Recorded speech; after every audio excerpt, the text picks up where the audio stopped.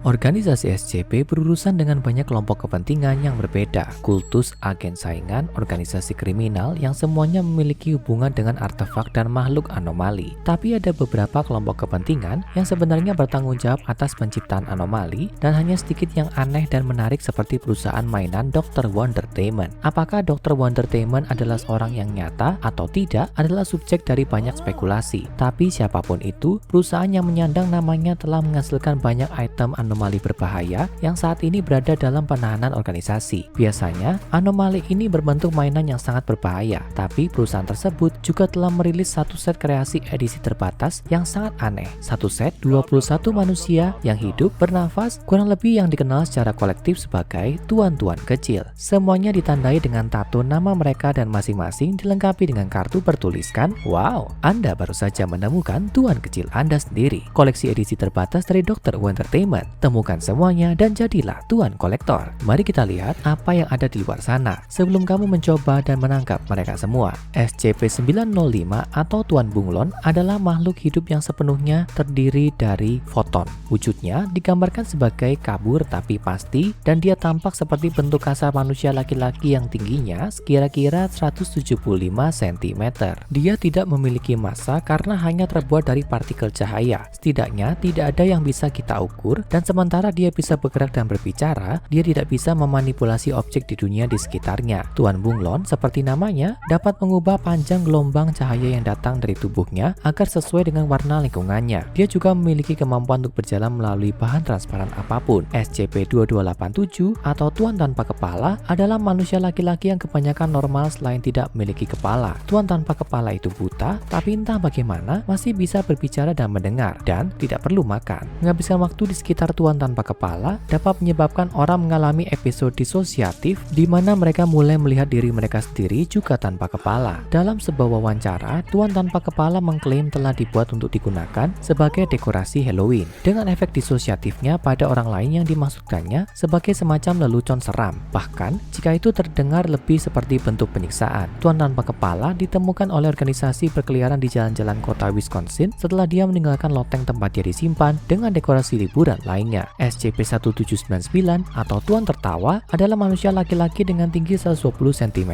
yang memiliki ciri fisik badut sirkus klasik lengkap dengan kulit abu-abu dan putih, hidung merah dan kaki panjang yang lucu. Dia mampu berkomunikasi, tapi semua yang dia katakan akan ditafsirkan oleh orang-orang di sekitarnya sebagai lelucon. Tidak peduli apa yang dia katakan, orang di sekitarnya akan mulai tertawa, dan semakin dia bicara, semakin banyak orang tertawa. Dalam beberapa kasus, mereka bahkan dapat menertawakan diri sendiri. Misalnya, salah satu anggota tingkat D yang digunakan untuk menguji efek Tuan Ketawa mulai tertawa terbahak-bahak hingga kehilangan keseimbangan dan mengalami cedera tengkorak yang fatal. SCP-909 atau Tuan Pelupa adalah seorang pria dengan amnesia retrograde. Dia tampak sadar akan kondisinya dan sepertinya tidak bisa mengingat ingatannya sendiri. Satu-satunya cara agar informasi bisa masuk ke memori jangka panjang Tuan Pelupa adalah jika dia menuliskannya. Namun, setiap kali dia melakukannya, sesuatu yang aneh terjadi. Ingatan yang baru saja dia tulis langsung dilupakan oleh orang lain yang terlibat dalam peristiwa tersebut. SCP-3537 atau Tuan Bentuk adalah humanoid armorph yang berubah bentuk. Meskipun transformasi ini terjadi tanpa disengaja, semua transformasi Tuan Bentuk menjadi manusia non-anomali dan mereka terlihat membuat catatan mereka sendiri tentang kemungkinan sifat anomali yang dimiliki setiap persona baru. Mereka menggambarkan transformasi ini sebagai menyakitkan dengan tingkat rasa sakit yang bervariasi tergantung pada seberapa dramatis perubahan itu. Terlepas dari rasa sakitnya, Tuan Bentuk mengatakan bahwa mereka bahagia dengan apa adanya. Dalam sebuah wawancara, mereka mengklaim sebagai yang pertama dari Tuan Kecil dan transformasi acak mereka digunakan sebagai inspirasi untuk penampilan semua desain Tuan Kecil berikutnya. SCP-1908 atau Tuan Sabun adalah orang yang terus-menerus menghasilkan air sabun yang akan dengan cepat memenuhi area tempat dia berada dan menyebabkan semua permukaan di sekitarnya menjadi licin. Sabun dapat dengan mudah dibersihkan dengan metode normal, tapi kadar cairan yang diproduksi oleh tubuh Tuan Sabun harus terus dipantau. Ketika organisasi menemukannya, dia berada di sebuah pabrik di China di mana dia ditugaskan untuk membersihkan mesin.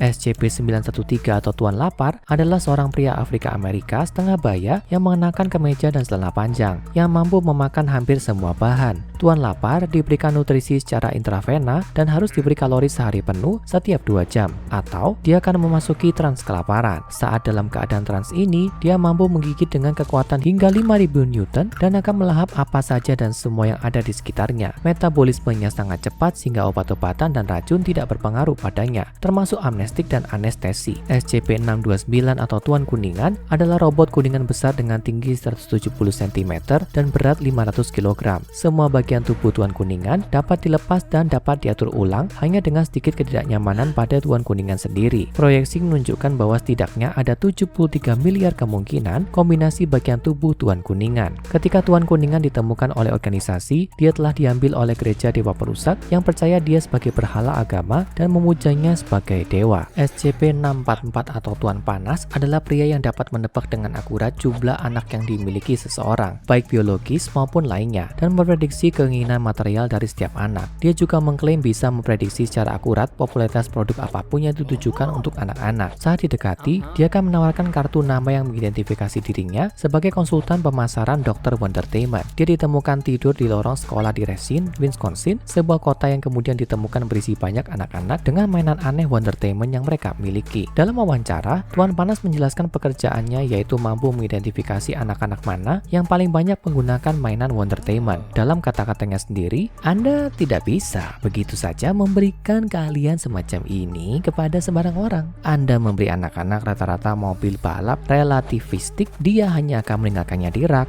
dan menatap matahari atau semacamnya. SCP-2396 atau Nona Manis adalah humanoid wanita yang tingginya 250 cm dan beratnya 101 kg. Dia hidup sepenuhnya dengan gula dan makanannya mengandung gula dan mengaku kesakitan saat menolak bahan bakar manisnya. Dia memiliki efek penolak pada laki-laki, fitur yang katanya dimaksudkan untuk menjauhkan saudara laki-laki jahat dan teman-teman mereka. Permen keras anomali akan muncul secara acak di mana saja dalam radius 6 km dari lokasi Nona Manis. Ketika dinikmati oleh wanita, permen tersebut sama sekali tidak berbahaya. Tapi, setiap manusia yang menampilkan maskulinitas memakannya mulai mengalami transformasi menjadi makhluk yang seluruhnya terbuat dari permen hidup. Entitas permen ini tahan terhadap trauma benda tumpul, tapi dapat dengan mudah dihabisi dengan api dan akan mematuhi perintah apapun yang diberikan kepada mereka oleh siapapun yang mengidentifikasi dirinya sebagai perempuan. SCP-1007 atau Tuan Kehidupan adalah humanoid laki-laki yang pergi melalui seluruh siklus hidup manusia setiap 75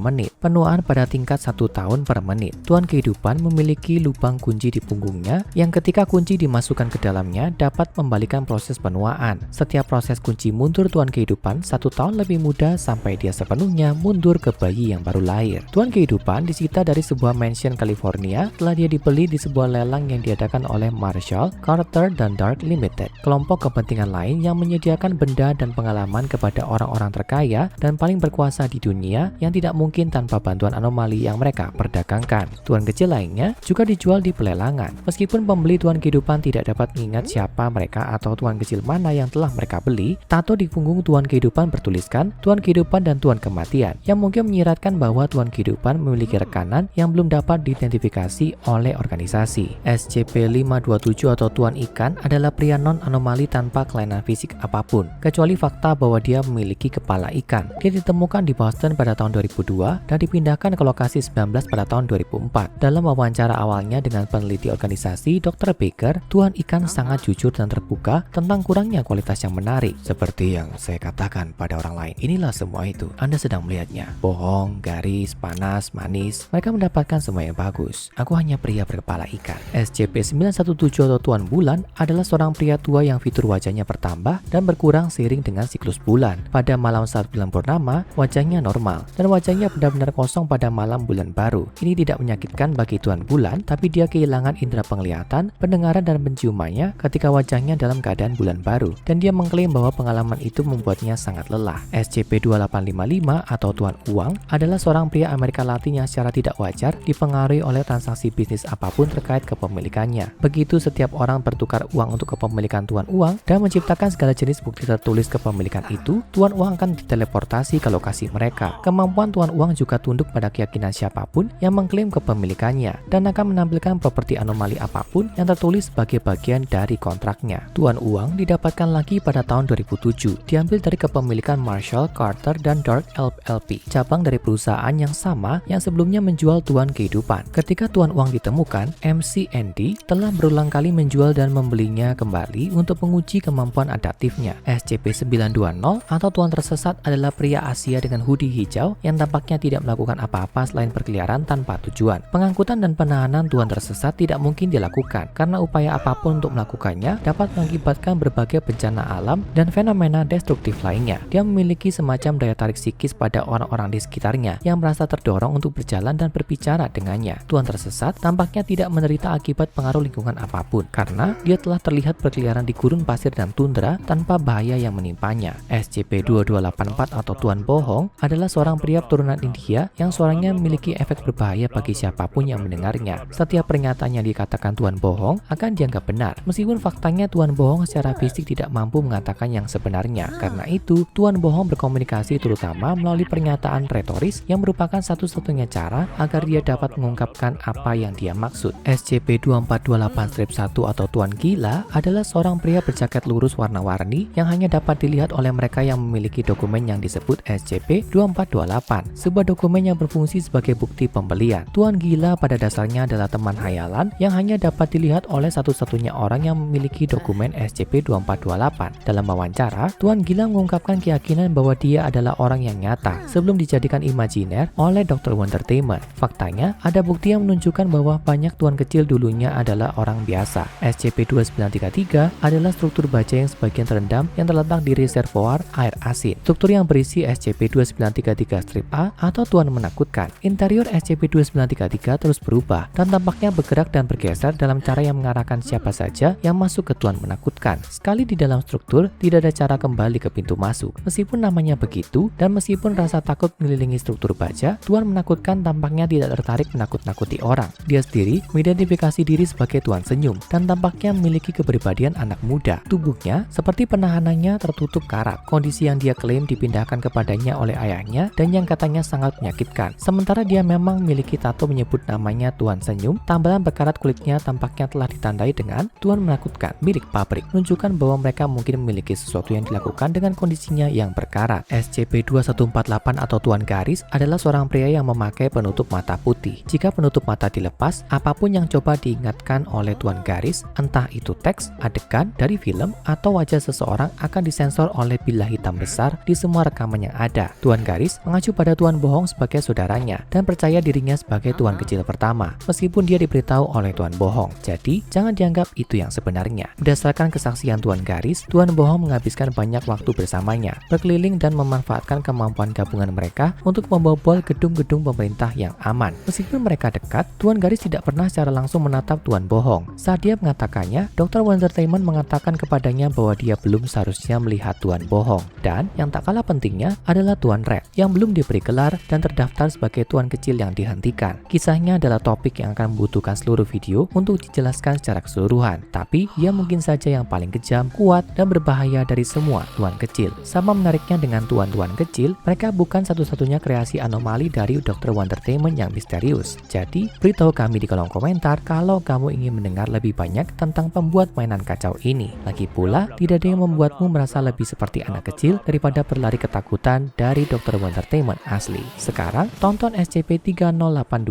Anak-anak Hilang Neverland, dan SCP-3008 terperangkap di IKEA untuk lebih banyak keanehan dari dunia organisasi SCP.